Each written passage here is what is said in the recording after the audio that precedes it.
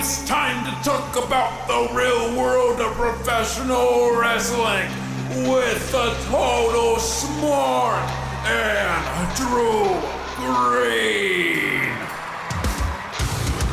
Oh, what time is it? You know what time it is. It is time to talk about the real world of professional wrestling. I am Andrew Green, the Total Smark. Find me on the Twitter at Total Smark. And man, oh man, do I have a jam-packed show for you all today. If it is your first time listening, hey man, make sure to like, subscribe, share, whatever you do with podcasts. Just download it. Don't even listen to it. But if you are listening to my voice, thank you so much. I really do appreciate you because I love talking about professional wrestling, and I love it even more when people listen to me talk about things, because that's the world we live in today. But hey, you know what world we are living in right now? Hey, we are in the post-COVID. I hope we're in the post-COVID world, but hey, we're at this part of the COVID timeline to where we have fans back in regular attendance at wrestling events. And hey, man, and Money in the Bank. Let's talk about that first here in the Total Smark Wrestling Podcast. Money in the Bank. Oh, I live in Texas. I live in Houston. Unfortunately, I was not at the first SmackDown Live with fan attendance. It doesn't look like I missed much either, so I'm okay. I'm not as sour. I'm just looking forward to AEW coming next month to Houston in August. I'm really looking forward to that because I've had those tickets for a year and a half. So I'm definitely going. Nothing can stop me.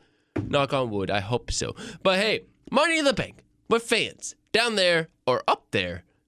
If I'm from Houston, you're up there in Dallas, Texas. And hey, it was probably the best pay-per-view since Royal Rumble 2020, which I was at, but the fans are back. The excitement was through the roof, and it was fun to watch, especially the parts that weren't interrupted by Peacock. That's the sound of an actual peacock, by the way, if you didn't know. They don't go peacock, they go like this. Oh, that's enough of the peacock. Get that out of the studio. Oh, a studio is no place for a peacock. But seriously, if you know what I'm talking about with the glitches, which if you live in America, and if you weren't at the pay-per-view, if you watched it live, you know exactly what I'm talking about. The glitches, the messes up, the blackouts, the lagging, the glitching. I was lucky if I had 3 seconds of uninterrupted interference, I guess, if you want to say that. And hey, if it happened at any other match, I think it wouldn't be as annoying. But when you have glitches during the Money in the Bank match at Money in the Bank, I'm going to have a little bit of a problem.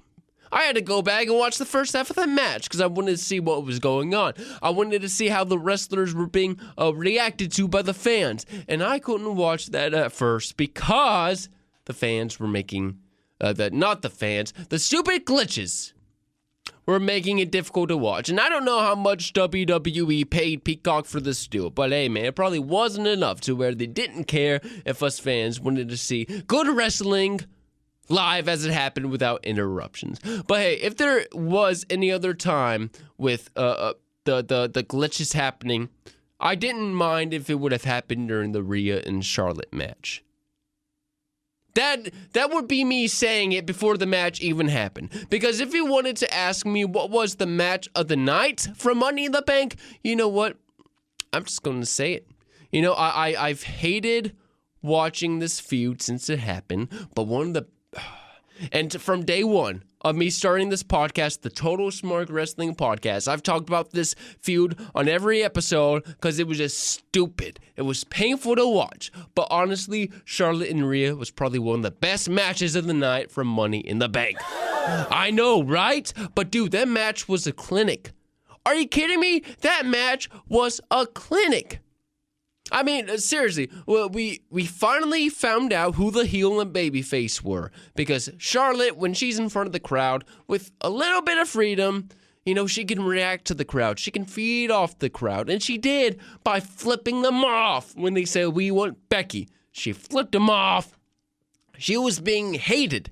And I had so much little expectation for that match. I did. I undermined the talents of Rhea and Charlotte's kind of, I guess that's a little shame on my part. But if I was there at that pay-per-view, I honestly would have gotten up and gone to the restroom or go get food or go to the merch stand, check that out, or just walk around and look at things or whatever. I would have, because that's how much I didn't care about this matchup. And I would have missed out, quite honestly. I would have. Because if you watched and listened, you knew how that match turned out. Because it started with chanting, "We want Becky." At the end of the match, they started chanting, "This is awesome." I mean, that is music to the ears if you are a performer. It honestly is. You did your job splendidly. And I loved this match because it ended. And I thought, great. No more Charlotte and Rhea. Please end this for good. Give me something new. But wait, hold your horses. Ew. I don't have a horse sound effect, unfortunately. But on Monday Night Raw, we get so many surprises. And one of them is a rematch with Charlotte and Rhea. Oh, you didn't get enough of watching them over the span of a couple months on Monday Night Raw? You didn't get enough of being tortured? Well, guess what? You just saw what you thought was the end of the feud, but no, we are going to torture you more by giving you a rematch that you didn't ask for. Well, thank you very much. I'm sitting there, oh great, and I'm only watching it because I'm thinking that Becky is going to return. Even though she tweeted out, "I'm at home breastfeeding, I'm still the most over women's wrestler in the division." That was pretty cool. But when she said, "I'm at home," you think, is she trolling us? Is she trolling? Because she posted a picture at the arena the day before. She'd been at the Royal Rumble. You know, she took a picture of the curtain. You know, she's there, but she's not going to come out.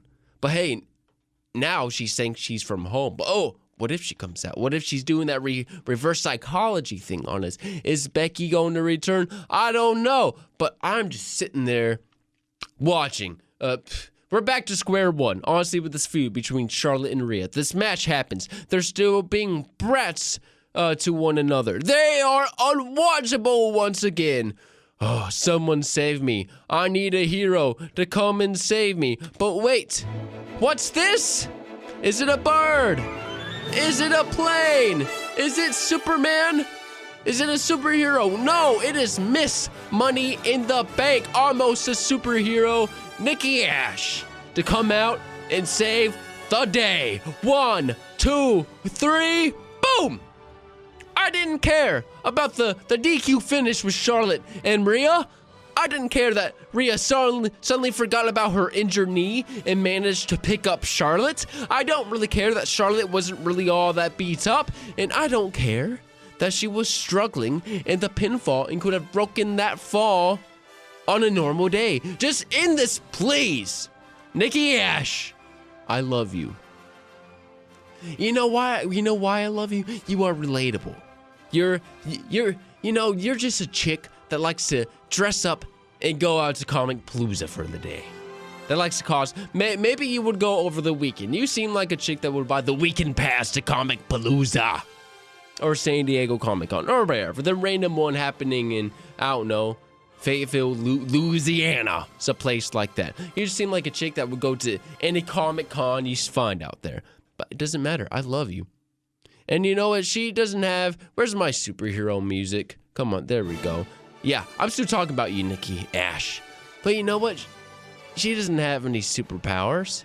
She's just the underdog that got lucky.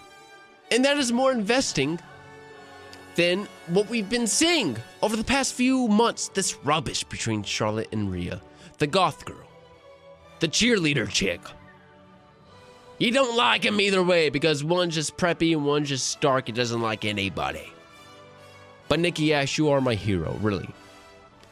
And you know what? I didn't have much expectations for you when you won the Money in the Bank. Because I thought, oh, great, Otis won, but look where he is. He's looking like Francis from Pee-wee's Playhouse. Pee-wee, listen to reason. I'm listening for a reason. Ha ha. Nikki Ash, you proved me wrong. Vince does love you. I love you. I loved you from the beginning. From this debut when you got your almost superpowers. So congratulations. What are you going to do with this women's championship? You are going to go right into the Hall of Fame, baby. Believe it. This was a chick. Okay, enough of my superhero music. You guys get out of there. I'm not paying you enough to play for the rest of this segment. But hey, this was a girl that, she kind of gotten brushed under the rug like we see with a lot of people. She teamed up with Alexa, which was good, up about a year ago. And you think, she's left off TV. You kind of feel bad for her because, it's like, what are they going to do with her? Comes out with Nikki Ash. Some people love it. Some people hate it. She wins the Money in the Bank out of nowhere. Now she's women's champion. Like, seriously, how can you not like her? The only reason why you don't like her is because you just think the gimmick is stupid. But hey, she's not a superhero. She's almost a superhero. So she's just a chick that likes to go to Comic-Con. So really, what is there to hate about her? Really, what is there? I don't see it. I like it. It's fun. It is. So if you hate it, I guess you have your own preferences. But honestly, what is there to hate about it? I don't find no reason to hate about it. She won women's champion, but hey, that makes it more realistic. David Arquette won the World Heavyweight Championship, so why can't Nikki Ash win the women's championship? That doesn't have near the stature of the WCW Championship. But hey, let's get on with Monday Night Raw, because I have so many other things to talk about. Raw, it was a roller coaster. It was full of ups, and it was full of downs. And it was like Raw after Mania. But man, I needed to take an aspirin after Raw, right afterwards. I passed out right after Raw, man. 10 o'clock here, Central Standard Time. I passed out. I was exhausted. I'm sick, if you can't really hear. My allergies welcomed me back with open arms when I got back from vacation last week. And hey, so I am congested. But I felt Monday was like day one of all my terrible symptoms, okay? So I was sick already, but this show made me even more noxious, okay? This was the pattern of Raw. Yay, John Cena, then Jackson Ryker and Elias. Okay, boring. With piped-in crowd noise? Then Charlotte comes out. We're still kind of, we're a little high. Okay, Charlotte, women's champion. Where's it going to go? But we're back down low, only for a rematch to be scheduled for later that night with Rhea. But hey, we're still dipping low on the roller coaster, maybe going through that little corkscrew, because Sheamus and Humberto, which we've seen plenty in the past. But hey, now we're coming back up, because Lashley is out there with an open challenge. Now we're going over to the top because Keith Lee, baby, Keith Lee is back. But we go right back down to the bottom because Lee gets destroyed and Goldberg is back again. But now we're back up because Karrion Kross is out here again, but without Scarlett. So that's kind of down low again. But wait, Jeff Hardy is back with no more words. But because he beats Karrion Kross in a roll-up. But hey, that didn't make a good impression for his Raw debut. And we're still low because Eva Marie is tripping on the Alexis playground. But main event time, Rhea and Charlotte again. Can we see Becky? Does WWE have one more surprise? We're going back up, but no, we're back down low because the match ends in another DQ, which is this whole match, this whole feud has been basically, roll-ups or just DQs. Oh my goodness. But hey, we're back on a high note because Nikki Cross comes and she ends this feud. Now, that's not everything that happened on Raw, but that's most of it. In Raw is literally just trying to fill up 3 hours of content. You have rematches, random booking, things that don't make sense because they are just filling out the time slot. Just because they are back with fans doesn't mean the show is going to be any more enjoyable. I said that, a few weeks ago. I said that fans weren't going to make the show any better. There are segments I do not want to watch. There are segments I do want to watch, like Riddle and, now John Cena. But besides that, I'm watching 3 hours of Phil. And I tweeted this out. I said, it will be interesting to see how fans hold up in that third hour. And if you paid attention, they were drained. Honestly, I think after that first hour, they were giving little reaction to certain things on that show. But hey, I have a segment on the show that I do. I've done it a couple of times. It's called Burial of the Week. I've only done it a couple of times. I save it for something that I feel like is worthy enough to be buried. But hey, this isn't a burial of the week. This is just a burial. This is something that has been buried over its inception. And let's talk about this. You want to talk about a burial, something that has been buried since its inception? It's NXT treatment by Vince, if you want to. I was going to call it the higher powers, but it's Vince. How Vince has treated NXT since its inception by first making a game show out of it. Now treating the champion to the status of a jobber. Literally, a few years ago, 2 years ago, NXT was finally viewed as the third brand, joining people over in Survivor Series. It was great. But when some of these guys and gals come over to the main roster, they're already viewed like the big fish from a small pond, and now they're the big fish in the bigger pond with other bigger fishes. So they still need to prove themselves to the majority of the SmackDown and Raw audience. And essentially, that's kind of what NXT is, to say the least. But when you have the NXT champion, Karrion Kross, lose on his Raw debut by a roll-up in just a few minutes, it makes you think about how Vince really views NXT. NXT has done a great job by building up these wrestlers. You have Adam Cole, Johnny Gargano, Shayna Baszler, Karrion Kross, Keith Lee, Priest, Riddle, Ricochet, Aleister Black. But when they come across to the main roster as of late, a lot of them get middle carded, jobbed, or they become feature endeavored rather quickly. Rarely do we see a lot of these recent NXT, bring-ups become major stars, Matt Riddle being one of them. But he's on that road, to say the least. But why did Kross go to Raw? Only to do the job? That is the question I've been asking myself. As the NXT champion, him being on Raw should persuade others to go watch NXT, right? But they failed to capitalize on that because you have this beefed up guy losing in minutes by a roll-up from Jeff Hardy, which is, as of now, it's a very random matchup, just like every match that Jeff Hardy has been in for the past few months with Jinder or Cedric Alexander. They're not really doing anything with Jeff, but maybe this is the beginning of something.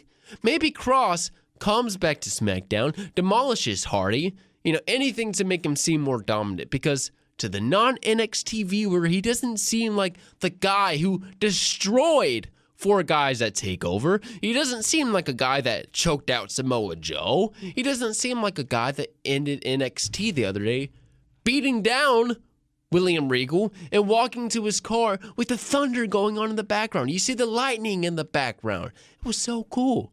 It was lightning in a bottle. It looked awesome. But on Monday Night Raw, he looked like enhancement talent, literally. Especially when he went out there without Scarlett, his side piece. Listen, Scarlett takes Kross to another level.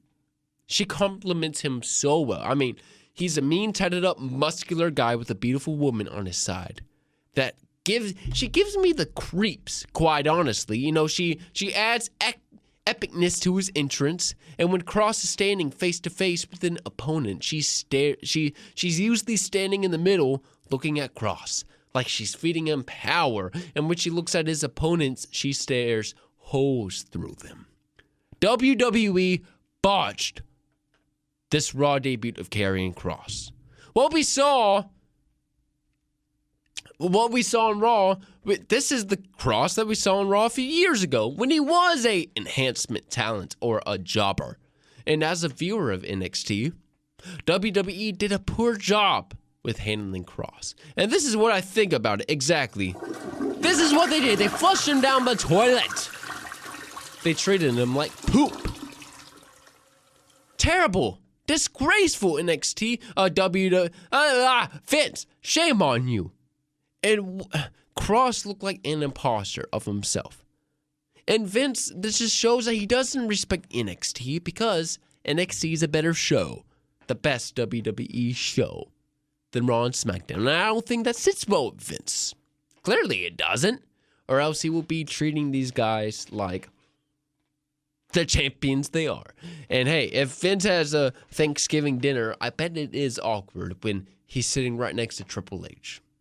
You know, I heard it's hard to do business with your family, but when you're in this business, you know, it's a different type of business. I don't know how the relationship is really, but it got to be kind of awkward at times, especially when you trash Triple H, when you trash his brand like this. That's how you do it. But while I'm on the topic of NXT talent getting buried on Raw, no, I'm not talking about Shayna Baszler. Yeah, man. Keith Lee return, bask in his glory. Dude, after the uncertainty of his status has been built up for months. Keith Lee, when's he coming? What's going on with Keith Lee? Dude, I popped when he showed up on Raw. Yeah, Texas boy, you're a Monday Night Raw, boy. Dude, it was awesome. But now his return is already overlooked, you know, because they didn't let him lose on a high note. I feel like he was very underutilized. Now we have Goldberg once again. Why? Just to lose again, probably, you know, but why couldn't they build up Keith Lee anymore? He's coming out after months. You know, he's answering the open challenge. I think fans still aren't warmed up to him because you know, this was his first time being on Raw with fans. Because, you know, when he debuted on Raw, I'm pretty sure for the first time on the main roster, that's when they were in the Performance Center. So this kind of is like his Raw debut in a way because there are fans there, you know. So it's different, of course, being on the main roster with fans. So that's pretty cool, you know, on Monday Night Raw.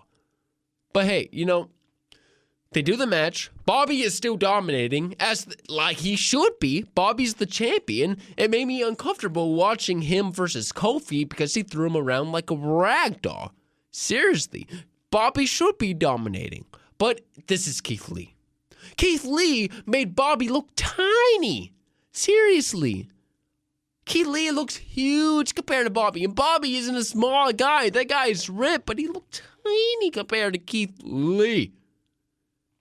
But hey, you know, they could have at least made Bobby look like he was in trouble during this, you know, and people have been waiting for Keith Lee and Lashley. It's been a dream matchup for some, honestly, Lee and Lashley, but it was done in 10 minutes on Raw, all of a sudden.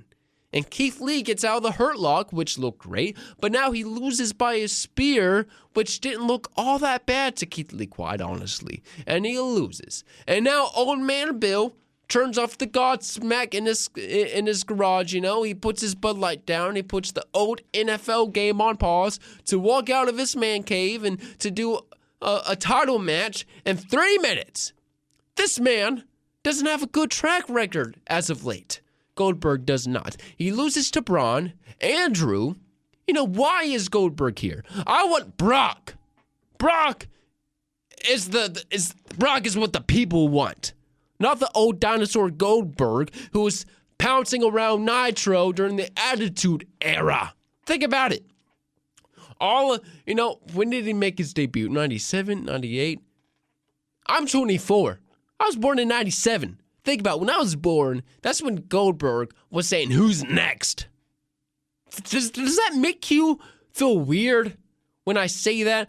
When I was born 24 years ago, Goldberg was pouncing around and spearing people and having a undefeated streak. Let me look that up. Goldberg does his WCW debut. September 22nd, 1997. So I was July, August. I was 7 months old when Goldberg debuted. You know, props to him. He still looks great. You know, he can still do the job or whatnot. Because, you know, when you think about all of Goldberg's rivals from then, they're all old men, but a lot of them are crippled now. And that's not being disrespectful. A lot of them literally are, you know. They have to, you know, use walkers and canes, and they've had hip replacements and things of all of that nature. And even when the people that Goldberg faced in the WWE almost 20 years ago, they've basically hung it up, working in the ring for all the instance. And think about it, when it was Sting and Triple H at Mania a few years ago, when you saw Hogan and the NWO coming out of there, it's like, they all look old. Scott Hall and Kevin Nash and Hogan. And he's like, those guys shouldn't be wrestling anymore. No, they shouldn't. But Goldberg is still, going after it. But I get it. He's still in good shape. He's still dominant. He had his return a few years ago that he did for his son, but now he's only back because of money. He doesn't care about the business, I don't think. He comes back because it's an easy money grab.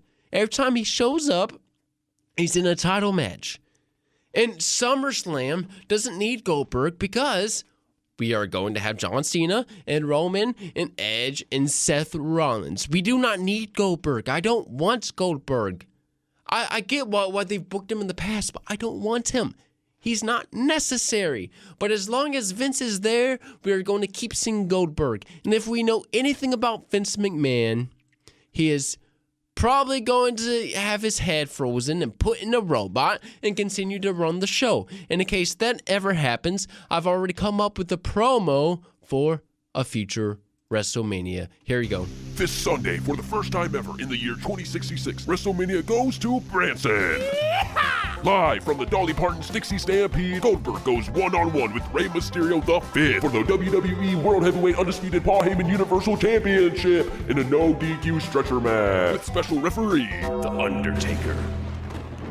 After WrestleMania, streaming exclusively on Disney's WWE Network, brought to you by Peacock, stay tuned for a special edition of the Broken Skull Sessions as Goldberg spills the truth with Steve Austin.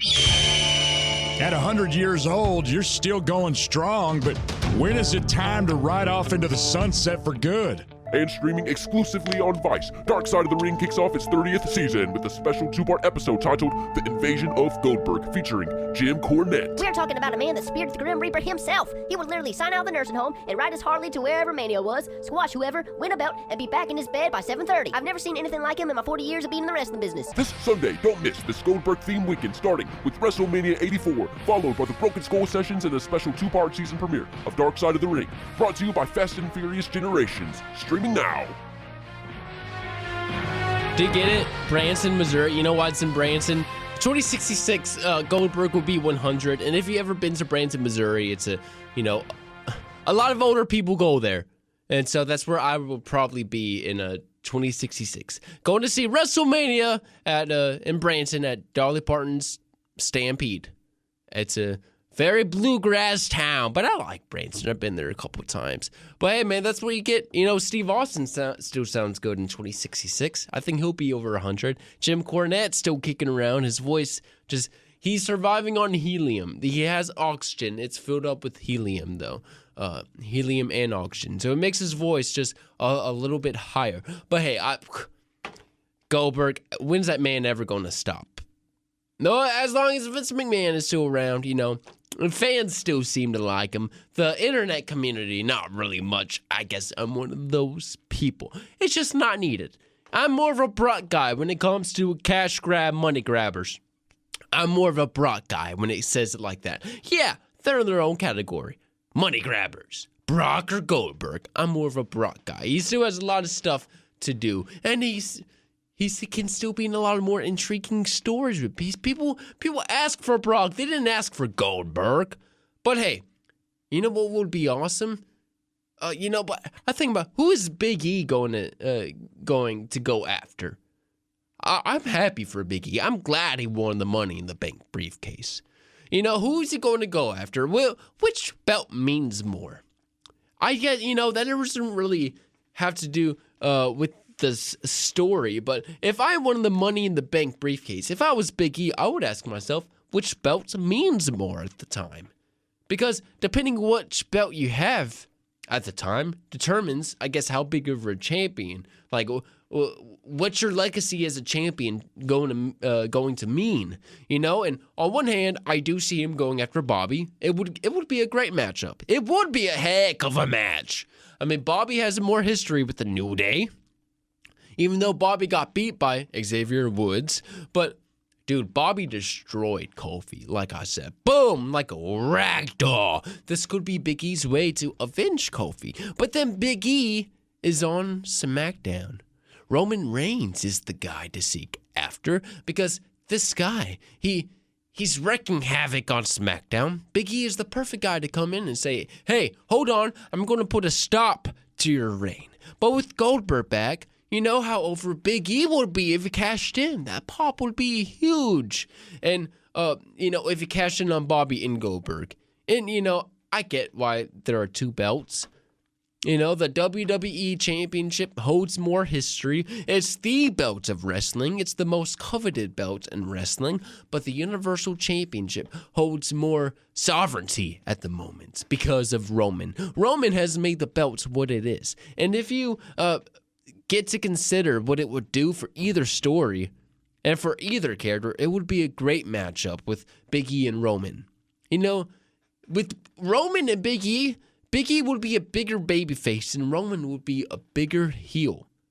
But speaking of babyfaces, let's transition a little bit. A inside source reports that Daniel Bryan has signed with AEW. And every time I hear about a WWE talent coming over, I just cringe a little bit because this roster is already stacked. But when you look at the talent, AEW has signed from WWE. Jericho, Cody, Black, Andrade, Brody Lee, Christian, Matt Hardy. Every guy I mentioned, they were either underutilized or misused in WWE. And since coming to AEW, they've been able to reinvent themselves, help build others up, and overall bring more eyes to the brand. And I underestimated the possibility of what Daniel Bryan can do at first. He's still in his prime. And with just his fan base alone, this will be a big win for AEW. The Daniel Bryan fan base is still hanging around WWE to see if he will come back. But by him showing up in AEW, he will bring those fans along. And it's a win for AEW and Daniel Bryan. Just not because of the money that Daniel Bryan will get and the money that AEW will get. But Daniel Bryan, all he has to do is just flip his name around to Bryan Danielson, his real name. He can still keep his music, The Flight of Valkyrie, which was written in 1870 or something like that. Copyright laws, he's allowed to use that music without having to pay royalties to anyone. WWE does not own it. I'm pretty sure he can still use the yes chant, right? It's just a word and a common gesture. I don't know. I don't think WWE could have copyrighted that. I'm pretty sure not. But hey, he's still keeping his image that people know and are familiar with. He's himself, basically. But a big difference between him and WWE and an AEW is that he will be in there with a different group of wrestlers for the most part, to where we can see something different every week. And to mention what Booker T said about this, he said Bryan can write his own ticket, write his own stories, and have the matches that he wants to have. And Booker T is right. And because think about this. For the past year on SmackDown, Daniel Bryan was facing the same dudes on repeat, being in the same program, with Cesaro, Shinsuke, Jey Uso, Roman, Sami, AJ, The Miz. And since his return a few years back, it seems like he's only been on repeats with a few guys, And it's not a bad thing. It's just after a while, facing the same people on rotation with no big, intriguing story, it gets old and stale. And Daniel Bryan isn't a guy who you want to keep in old and stale stories. His heel run was great. He made Kofi Mania even more better. He made that main event at this past year's WrestleMania, I get even more better. That was a great match. Match of the year. As of now, probably the match of the year, that triple threat match, Edge, Roman, Daniel Bryan. But he also had a decent feud with The Fiend about a year and a half ago. But after that, you have to ask the man himself. I would ask Bryan Danielson, if I did an interview with him, are you happy or are you burnt out? Do you want to finish your career at WWE and be set for life? Or do you want to take the risk while you still can and see how you do at this other company and have more freedom and go to, different promotions. Go to Japan, go to Impact, go to Ring of Honor, again. You can still freelance around. But the main question is, for us fans, is that what seems more interesting right now? Daniel Bryan in WWE, on Raw or SmackDown, or on AEW and possibly other promotions? But hey, AEW is not short of surprises. Not at all.